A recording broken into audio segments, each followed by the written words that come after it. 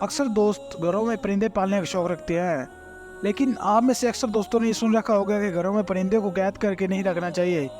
کیا کوئی ایسی احادیث موجود ہے یا نہیں؟ آج کی ویڈیو میں ہم آپ کو بتائیں گے کہ پرندے کو قید کر کے رکھا جا سکتا ہے یا نہیں، کبوتر کے گھر میں کیا فائدے اور کیا نقصانات ہیں، کبوتر کا جنات سے کیا تعلق ہے، کبوتر کسی کے لیے بد دعا کب کرتا ہے۔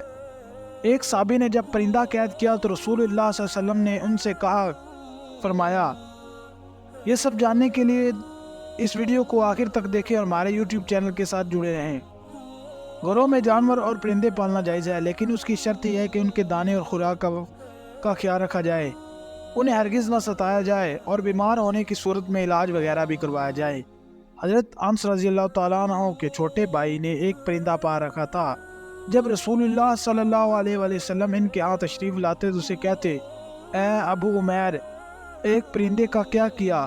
وہ بچہ اس پرندے سے کھیلتا تھا۔ یہ حدیث بخاری شریف کی 2291 اور مسلم شریف میں 1692 پر درج ہے۔ یہ حدیث اس بات کی دلیل ہے کہ آپ صلی اللہ علیہ وسلم نے پرندے رکھنے سے منع نہیں کیا۔ اگر گھر میں پرندہ پالنا منع ہوتا تو آپ ضرور انس رضی اللہ تعالیٰ عنہ کے بھائی کو بھی منع فرماتے۔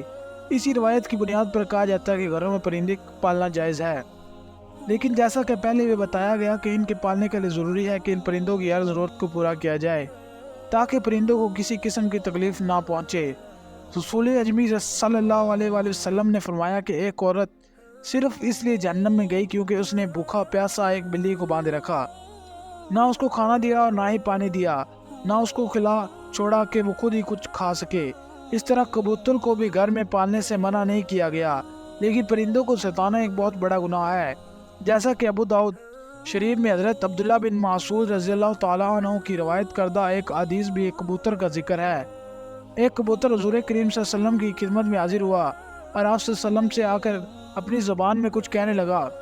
جب وہ چپ ہوا تو حضور پاک صلی اللہ علیہ وسلم فرمانے لگے کہ میرے پاس کسی صحابی بیٹھا ہوا ہے جس نے اس کبوتر کے گھونسلے سے انڈا اٹھایا ہے۔ پاس ہی ایک صحابی نے اقرار کیا تو حضور اکرم نے انہیں حکم دیا کہ فوراً اس کے انڈے واپس رکھ کر آئیں۔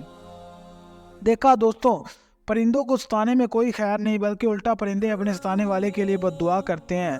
چونکہ کبوتر بھی ان پرندوں میں شامل ہے جو کہ انبیاء علیہ السلام کا پسندیدہ رہا ہے، اس لیے اگر کبوتر کو ستایا جائے گا تو کبوتر بھی بد دعا دے سکتے ہیں، لہذا کبوتر کو ستانے سے اجتناب کرنا چاہیے۔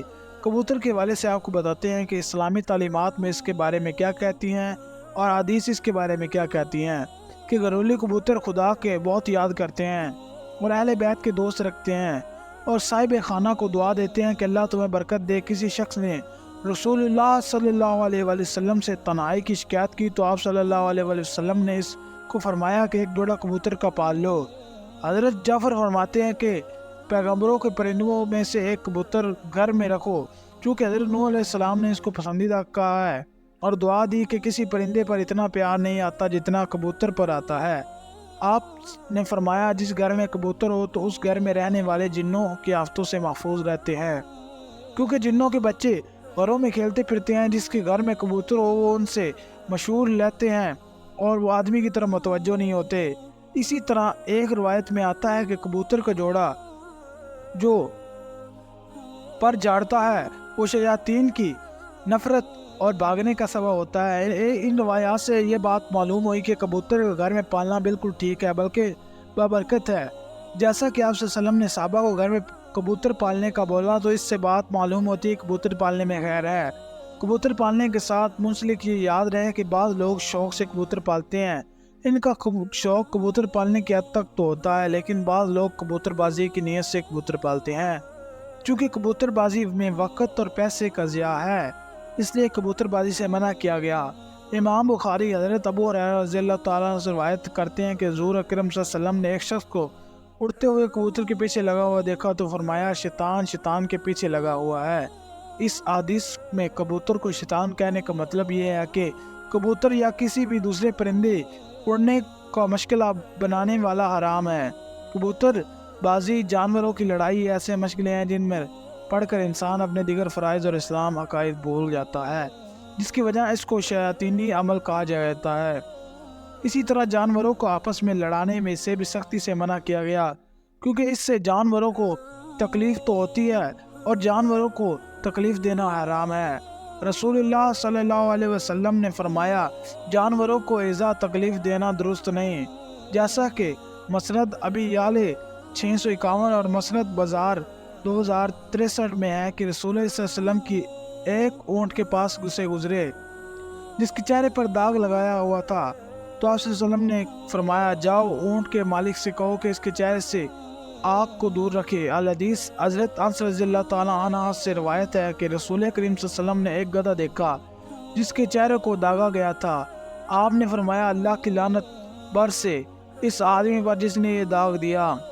کبوتر بڑا ذہین پرندہ ہے جو اشخاص ان کی تصویر بھی پہچان لیتے ہیں۔ سائنسدان کا خیال ہے کہ کبوتر آئینے میں اپنی تصویر دیکھ کر خود کو پہچان سکتا ہے، یعنی یہ چہرے کی پہچان کی حد تک خود شناس ہے پرندہ ہے۔ یہ خصوصیت چونکہ دوسرے پرندوں میں نہیں پائی جاتی، اس لیے یہ اس کی اپنی جداگانہ حیثیت ہے جو کسی بھی دوسرے پرندے سے انہیں اسی خصوصیت میں ممتاز کرتی ہے۔ اس کے علاوہ کبوتر میں حروف کی شناخت کرنے کی صلاحیت بھی پائی جاتی ہے۔ ایک تجربے کے ذریعے سائنسدانوں نے یہ ثابت کیا کہ کبوتر پورے انگریزی حروف تہجی کو شناخت کرتا ہے جن کے ذہنی صلاحیت کے آئینہ دار ہوتی ہیں۔ کبوتر اپنی چونچ سے پانی چوس کر پینا جانتا ہے، جبکہ دوسرے پرندے بھی یہ خصوصیت نہیں پائی جاتی۔ کبوتر ہزاروں میل دور سے اپنے گھر کا پتہ ڈھونڈ لیتا ہے۔ یہ کیسے ممکن ہے کہ اس کے متعلق کئی نظریات پیش کیے گئے، جن میں سے ایک نظریہ یہ ہے مقناطیسی حیثیت کا نظریہ، جس کی وجہ سے یہ جاندار سورج کو رہنما بنا کر مشرق و مغرب کی سمتوں کا تعین کرتا ہے۔ ان کے متعلق خیال کیا جاتا ہے کہ یہ سرزمین کی مقناطیسی قوتی یعنی میگنیٹ ایفٹ آف دی ارتھ کو پہچان سکتے ہیں، اسی وجہ سے وہ اپنے گھر کا راستہ بآسانی ڈھونڈ نکالتے ہیں۔ کبوتر 70 سے 75 کلومیٹر فی گھنٹے کی رفتار سے پرواز کر سکتا ہے۔ دوران ان پروازیں اس کی اونچائی 6000 فٹ سے زائد ہو سکتی ہے۔ تو دوست، پرندے کے گھر میں پالے، لیکن ان کے بہت خیال رکھنا ضروری ہے، ان کو کسی قسم کی تکلیف نہ پہنچائی جائے۔ اللہ پاک ہم سب کو یہ توفیق عطا فرمائے کہ ہم تمام جانور اور پرندوں کے لیے رحم دل بن جائیں۔ آمین وجہ نبی الکریم۔